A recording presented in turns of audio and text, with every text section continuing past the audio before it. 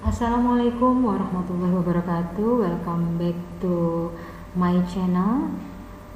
Okay, for now I will explain one of the English learning material for 12th grade students of SMK. This is stating obligation and necessity. Menyatakan kewajiban dan keharusan. Before we start to study the material, I want you to know the base competence that you should master in this material, yaitu menganalisis fungsi sosial, struktur teks, dan unsur kebahasaan untuk menyatakan dan menanyakan tentang keharusan sesuai dengan konteks penggunaannya. Kemudian juga menyusun teks lisan dan tulis untuk menyatakan dan menanyakan tentang keharusan dengan memperhatikan fungsi sosial, struktur teks, dan unsur kebahasaan yang benar dan sesuai konteks. Okay, and this is the learning goal that you should be able to master after learning this material. Itu yang pertama. Setelah mempelajari materi ini, peserta didik dapat memahami dan menjelaskan kembali fungsi sosial, struktur teks, dan unsur kebahasaan untuk menyatakan dan menanyakan tentang keharusan sesuai dengan konteks penggunaannya. Kemudian juga, peserta didik dapat menyajikan dan mempresentasikan teks lisan dan tulis untuk menyatakan dan menanyakan tentang keharusan dengan memperhatikan fungsi sosial, struktur teks, dan unsur kebahasaan yang benar dan sesuai konteks. Okay, we start to learn the material about stating obligation and necessity, and then I will explain it in Indonesia. Ada beberapa kata-kata dalam bahasa Inggris yang bisa digunakan sebagai pengungkap kewajiban atau keharusan, yaitu antara lain dengan menggunakan modal verb must atau menggunakan kata kerja have to or has to atau need to or needs to. Di samping itu ada banyak lagi ya kata-kata yang lainnya yang bisa dipakai untuk mengungkapkan kewajiban atau keharusan. Tetapi untuk kesempatan kali ini saya batasi hanya beberapa kata-kata ini saja. Berikut ini penjelasannya. Yang pertama yang akan kita bahas di sini yaitu kata kerja bantu model must. Di sini kenapa disebut dengan kata kerja bantu? Karena must ini adalah sebagai kata kerja bantu dan harus diikuti dengan kata kerja yang utamanya, yaitu kata kerja utamanya dalam bentuk kata kerja bentuk pertama. Ya, karena must ini harus diikuti dengan kata kerja yang utamanya, yaitu kata kerja bentuk pertama. Nah, di sini kata must di sini adalah artinya harus, ya. Artinya adalah harus, dan ini adalah kata penanda keharusan atau kewajiban yang paling kuat mas ini ya. Contohnya adalah seperti ini. Rumusnya adalah subjek diikuti dengan must diikuti dengan kata kerja bentuk pertama. Di sini contoh yang pertama, I must be sure of my own abilities. Saya harus yakin dengan kemampuan sendiri. Di sini subjeknya adalah I diikuti dengan must diikuti dengan kata kerja bentuk pertamanya adalah be. Begitu juga kalimat kedua, subjeknya adalah you diikuti dengan must diikuti dengan kata kerja bentuk pertama help, ya. Begitu juga selanjutnya dan seterusnya bisa dibaca sendiri. Contoh-contohnya di sini. Kemudian bagaimana apabila must-nya dalam bentuk negatif? Must dalam bentuk negatif itu menjadi must not atau bentuk pendeknya adalah mustn't. Nah, di sini must not atau mustn't itu artinya adalah tidak boleh. Nah, ini cocok untuk menyatakan larangan. Nah, contohnya visitors must not eat and drink inside the museum. Para pengunjung tidak boleh makan dan minum di dalam museum. Nah, setelah must not diikuti dengan kata kerja bentuk pertama. Bentuk pendeknya dari must not adalah mustn't.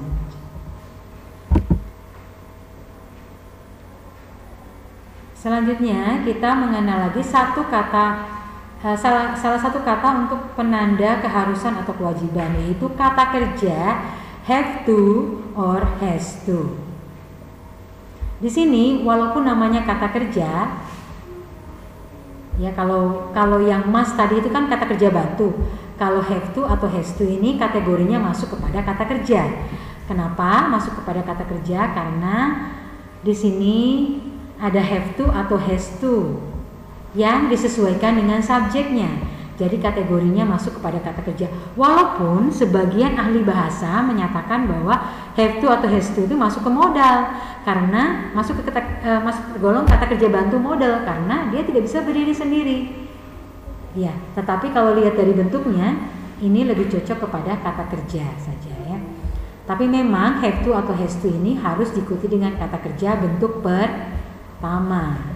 Dan ini artinya adalah harus. Tapi kekuatan keharusannya sedikit di bawah daripada must, ya. Kurang kuat. Nah, rumusnya adalah subjek diikuti dengan have to diikuti dengan kata kerja bentuk pertama. Have to atau has to diikuti dengan kata kerja bentuk pertama. Di sini apa perbedaannya pada penggunaan have to atau has to? Yaitu perbedaannya pada subjeknya. Apabila subjeknya itu lebih dari satu, atau they, atau we, atau I, atau you, maka untuk menyatakan harusnya menggunakan have to. Apabila subjeknya itu he, she, it, atau tunggal, maka untuk menyatakan harusnya menggunakan has to. Kemudian diikuti dengan kata kerja bentuk pertama. Bisa dilihat contohnya di bawah ini ya. Di sini pakainya have to karena subjeknya I. Di sini juga menggunakan have to karena subjeknya you. Perhatikan pada kalimat ini, di sini menggunakan has to karena subjeknya adalah she. Begitu juga ini menggunakan has to karena subjeknya he. Di sini juga menggunakan has to karena subjeknya adalah our project atau tunggal. Di sini artinya adalah have to atau has to artinya harus. Silakan dipelajari di PowerPoint-nya ini. Kemudian bagaimana kalau have to atau has to-nya dalam bentuk negatif? Nah, have to dalam bentuk negatif itu menjadi do not have to, atau bentuk pendeknya adalah don't have to. Kemudian kalau has to, bentuk negatifnya adalah doesn't have to atau does not have to. Ya, bentuk pendeknya doesn't have to. Nah, di sini have to atau has to dalam bentuk negatif itu artinya adalah menjadi tidak harus. Bedanya tadi kalau must diikuti dengan not artinya adalah tidak boleh ya. Tetapi kalau have to atau has to bentuk negatif itu artinya menjadi tidak harus. Tidak harus itu artinya sama dengan boleh ya, boleh dilakukan, boleh tidak dilakukan. Jadi tidak ada keharusan yang dinyatakan dalam kalimat ini. Nah, sama seperti bentuk positifnya tadi, bahwa penggunaan do not have to atau don't have to itu apabila subjeknya lebih dari satu, atau I atau you, atau they atau we, itu pakainya do not have to atau don't have to. Nah, apabila subjeknya she, he, it atau subjeknya tunggal, maka bentuk negatifnya adalah does not have to atau doesn't have to. Baik, kita lanjutkan ke informasi. Di sini hanya tambahan saja, terlepas dari konteks. Have to or has to itu lebih umum digunakan dalam bentuk lisan dibandingkan dengan must untuk menyatakan keharusan. Untuk itu lebih baik gunakan have to atau has to untuk mengungkapkan keharusan saat kita berbicara dalam bahasa Inggris agar terdengar lebih alami. Selanjutnya kita juga mengenal satu kata kerja lagi yang biasa dipakai untuk menyatakan keharusan. Hanya mungkin tingkat keharusannya lebih rendah lagi daripada yang have to or has to ya. Nah, di sini itu menggunakan kata kerja need to or needs to. Secara rumus hampir sama dengan have to dengan has to ya, bahkan sama lah ya. Karena di sini tergantung pada subjeknya. Kalau subjeknya tunggal atau he, she, it, maka menggunakan needs to. Kalau subjeknya lebih dari satu atau they, we, I, you, maka menggunakan need to. Nah, need to or needs to ini artinya adalah perlu. Jadi kita tahu ya, kalau arti perlu itu tidak benar-benar sangat mendesak, seperti halnya must atau have to or has to.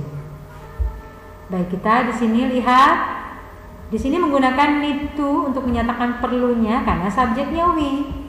Nah, di sini menggunakan needs to untuk menyatakan perlu karena subjeknya he.